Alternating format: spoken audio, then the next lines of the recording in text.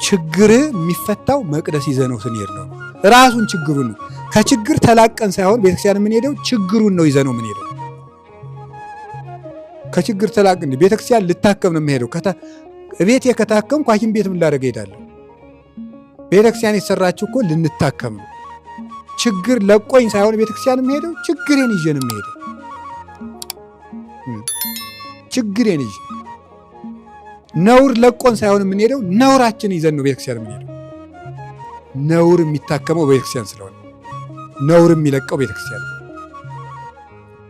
እንደሱ ነው።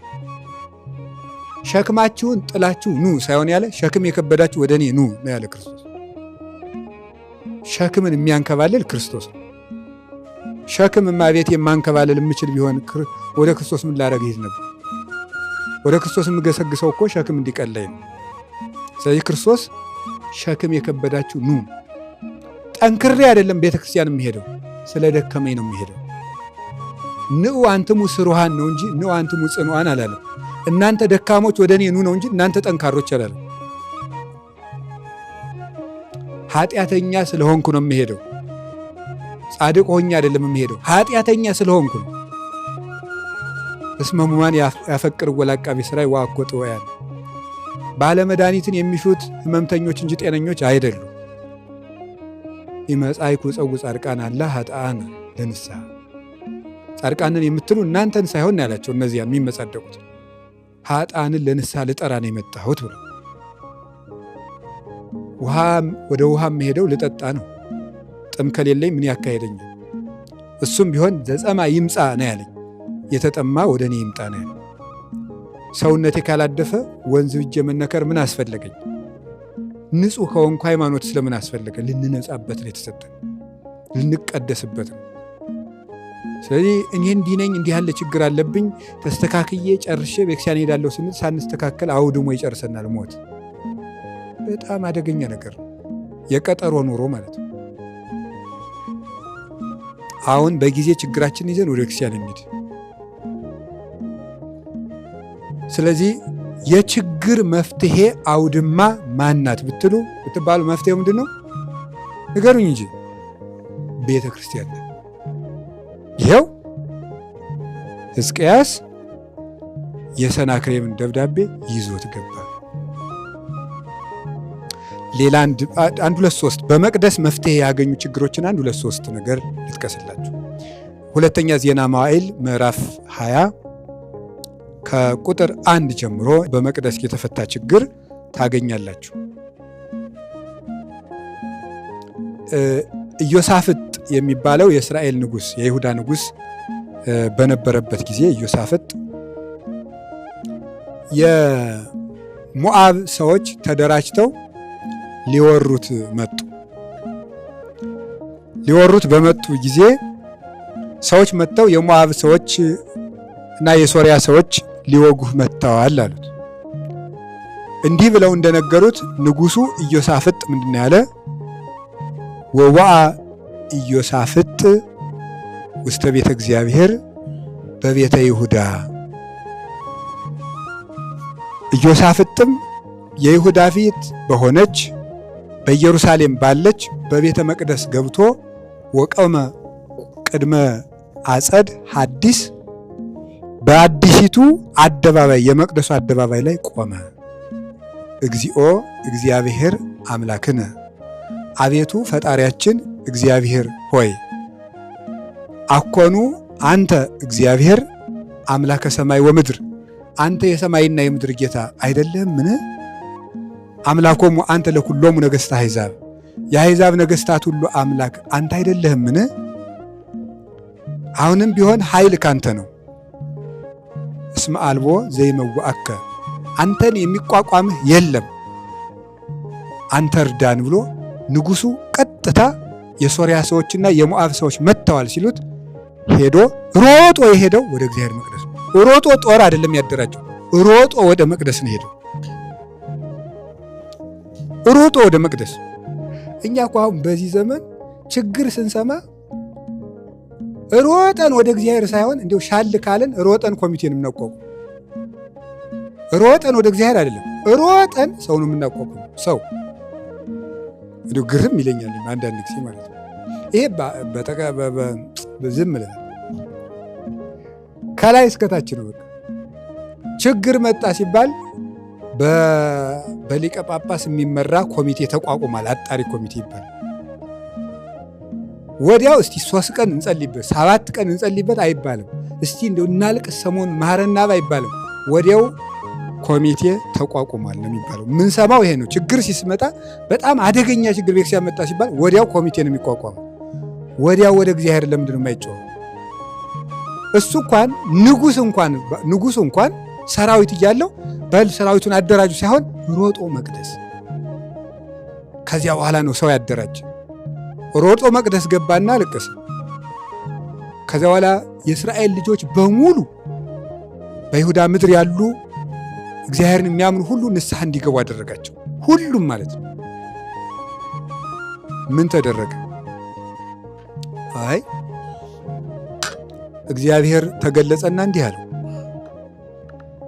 አይ ሰልፉ የእግዚአብሔር እንጂ የእናንተ አይደለም አለው። ሰልፉ የእግዚአብሔር እንጂ የእናንተ አይደለም፣ ምልክትም ታያላችሁ አለው። ምን ቢያደርግ ጥሩ ነው? ንጉሡ በጣም ብዙ ፈረሰኞችን በጣም ብዙ ሰይፍ የታጠቁ ሰዎችን ሳይሆን ምን እንዳደረገ ታውቃላችሁ? በገናና መሰንቆ የያዙ ዘማሪዎችን ያደራጀው። ከዛ ወደ ጦሩ ስፍራ ወሰዳቸውና ሄደው በየሸለቆ መዝሙር እንዲዘምሩ አደረጋቸው። አሁን ዘልቃችሁ ሂዱ ወደ ጠላቶቻችሁ ተብሎ ዘልቆ ሲታይ የሴይር ሰዎች ደግሞ በሞዓብ ሰዎች ላይ ተነስተው እርስ በርስ ተቀራደው አልቀው ወጥተው ቢያዩ በርን ብቻ ተከምሮ አዩ ማለት ነው። ይገርማችኋል። አሁን የአንድ ሀገር ንጉሥ ጦርነት ሲመጣበት ሰይፍ ነው በገና ነው የሚያደራጅ። ይገርማችኋል እኮ። ይሄንን መፍትሄ ወዴት ነው የምናገኘው? መጽሐፍ ቅዱስ ውስጥ ቁጭ ብሎ መፍትሄ ተገኘ። እንኳን የቤተ ክርስቲያን ችግር የሀገር ችግር እንኳን በበገናና በመሰንቆ በንስሐ ነው የታረመ። መቅደስ በመግባት ነው የታረመ። የሀገር ችግር በሀገር ላይ የመጣ ጦር እንኳን የፈቱት በዚህ ነው። ቢያንስ እንኳን የመቅደስን ችግር እናልቀስ ብሎ ሰብስቦ እንደው ዝም ብሎ በቴሌቪዥን በሚታወጅ ንስሐ ሰው ዝም ብሎ ሊመጣ አይችልም። ስራዬ ተብሎ ጳጳሳት ተሰብስበው የየሀገረ ስብከቱ ስራ አስኪያጆች ተሰብስበው በሀገረ ስብከት ደግሞ ወርዶ የወረዳ ሊቃነ ካህናት ተሰብስበው እነሱ ደግሞ የደብረ አጥሚያዎችን ሰብስበው ማህበራትን ጽዋ ማህበራትን ሰንበት ትምህርት ቤቶች በሙሉ ወጣቶች ሁሉ ተሰብስበው ሁሉ አፈር ልሶ ትቢያ ልሶ ንስሐ ገብቶ ነው እንጂ ዝም ብሎ ለ7 ቀን ሱባኤ ታዟል ትዝም አይለው። ፊልም እያየ ነው ትዝም አይለው።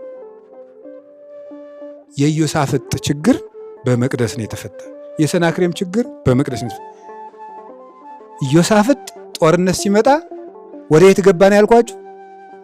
ንገሩኝ እንጂ ወደ ቤተ መቅደስ። ቃል በቃል ነው። ቁጥር 5 ላይ ታገኙታላችሁ። ሁለተኛ ዜና መዋዕል ምዕራፍ 20 ቁጥር 5 ላይ ኢዮሳፍጥም ወደ እግዚአብሔር ቤት ገባ ነው የሚለው።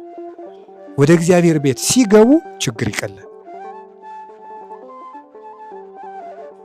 እግዚአብሔር ቤት ችግር ይቀላል።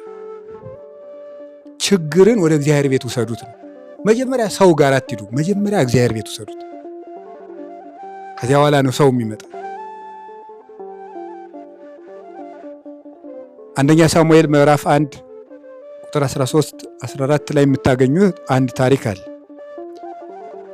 ምንድን ነው? የእናታችን የሳሙኤል እናት የሐና ታሪክ ነው።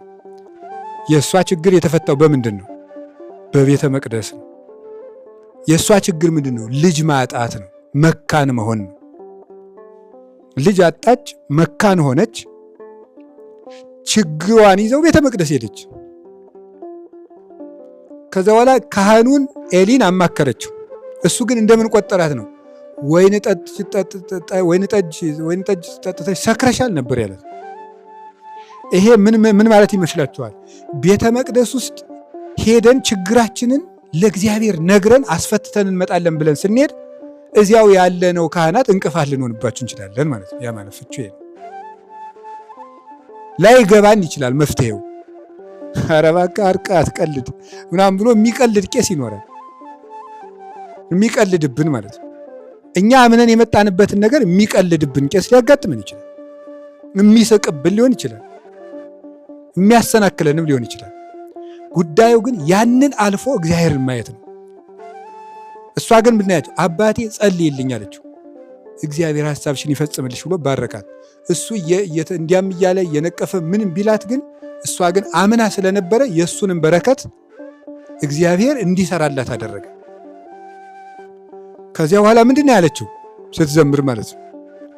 አዎ አቅነቶሙ ኃይለ ለድኩማን፣ እግዚአብሔር ላደካመቹ ኃይልን ያስታጥቃል። ወተለአለ ቀርኔ፣ ስልጣኔ ከፍ ከፍ አለልኝ። ወመካነሰ ወለደት ሰባተ፣ መካኒቱ 7 ወለደች ይላል። 5 ልጆችን ወልዳለች። አንዱ ግን ሳሙኤል ክህነት ከመስፍና ደርቦ ስለነበረው እንደ 2 ሰው ተቆጥሮ 7 ወለደች ያለችው እሱን ነው ይላል። አንዱ እንደ 1000 ልጅ የሚቆጠር ሰጣት። 1 ልጅ አታ የነበረችው 7 ወለደች። የሳሙኤል እናት የሐና ችግሯ የተፈታ ስትባል መቅደስ ውስጥ ሰዎች መካል ሊሆኑ ይችላል። ምክንያት ሲያጋጥማቸው በዚያ መሮጥ፣ በሳይንሱ መሮጥ፣ በዚህ ማለት ጠንቋይ ቤት መሄድ፣ ገርግር ነው፣ አይነ ጥላ ነው፣ ማንትስኮት፣ ቀይ ዶሮ ምናምን፣ ቀይ በግ፣ የሁሉ የችግር መጨመሪያ ነው። ይሄ መፍትሄ ሊሰጥ አይችልም። እንደ እብድም ሆኖ ቢሆን ከእግዚአብሔር ቤት መጸለይ። ልጅ ከጠቀመ ልጅ ይሰጣል። የማይጠቅም ልጅ ከሆነ ደግሞ እግዚአብሔር ልጁን በማስቀረት ይጠቅማል። ልጁን በማስቀረት ራሱ የማይጠቅም ልጅ ከሆነማ እንኳን የማይወለድ ምን ያደርጋል? ምን ያደርጋል? የእናት አባቱን ልብ የሚያቆስል ፈጣሪውን የሚክር ልጅ ባይወለድስ ምን ያደርጋል? ምን ያደርጋል? ስለዚህ ቤተ መቅደስ ውስጥ ሆኖ በደንብ አልቅሰው ንስሐ ገብተው ልጅ ያላገኙ ሰዎች ካሉ ምን ማድረግ ነው ያለባቸው? እግዚአብሔር ችግሬን ፈቶልኛል፣ የማይረባ ልጅ ሊወለድ ኑሯል፣ ፈጣሪ ያዳነኝ ነው መባል ያለበት። አንዳንዶቻችን እኮ ባንወለድ የሚያስብል እኮ ነው። ምን ስራው ስራ በሆነ እናቶቻችን ምርር ሲላቸው አንዳንድ ቀን እንዲያው ውሃ ሆነህ በቀረህ ይላሉ። ውሃ ሆነህ በቀረህ እንዲያው አንተስ ይላሉ። በእርግጥ የእናት እርግማን ፍቅር ነው፣ አውቀው ነው እንዲህ የሚሉት። የብሽቀት ነው እንጂ ውሃ ሆኖ ቢቀር አይወዱም ነበር። እና እንደዚያ የሚባል ልጅ አለ፣ ረብ የሌለው ለእናትም ለአባትም የማይጠቅም ለእግዚአብሔርም የማይረባ ለራሱም የማይሆን ለሀገርም የማይረባ እንዲሁ በቁሙ የሞተ ማለት ነው። የመምሸት የመንጋቱ እንደሱ አይነት ልጅ ቢቀርስ። ስለዚህ እግዚአብሔር ምን አደረገ? ችግሯን መቅደስ ይዛው ሄደች። እዛው መቅደስ ውስጥ ችግሯን ተቀብሎ ሸክሟን አውርዶ እግዚአብሔር ሰደዳል። ሳሙኤልን የመሰለ ነቢይ፣ እግዚአብሔር የሚያነጋግረው ነቢይ ወለደች። የፈረሰውን የእግዚአብሔር ቤተ መቅደስ የሚሰራ፣ የተዳደፈውን ቤተ መቅደስ የሚያነጻ፣ ሕዝቡን ከእግዚአብሔር ጋር የሚያገናኝ፣ እግዚአብሔር ደስ የተሰኘበት ልጅ ወለደች። ይህ የሚመጣው ችግርን ወደ ቤተ መቅደስ እዞ መሄድ። አንድ ጊዜ በሉ እንጂ አቤት! ችግርን ወደ ቤተ መቅደስ ይዞ መሄድ ነው።